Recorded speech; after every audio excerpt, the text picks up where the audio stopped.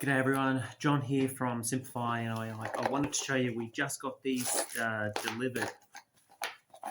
We've built these, 3D printed these. They fit onto the front of the probe. The clear plate underneath shows you when your couplant is completely spread out, so you've got full contact on the probe. Brilliant idea, really works well. And now this. Again, we got the line underneath, and we basically just, instead of having 3-finger function, we just basically put our 2 fingers here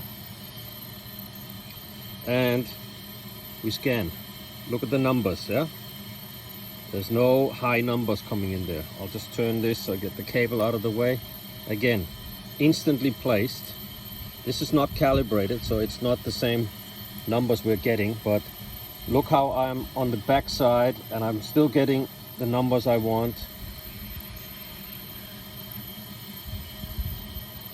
It's easy to hold.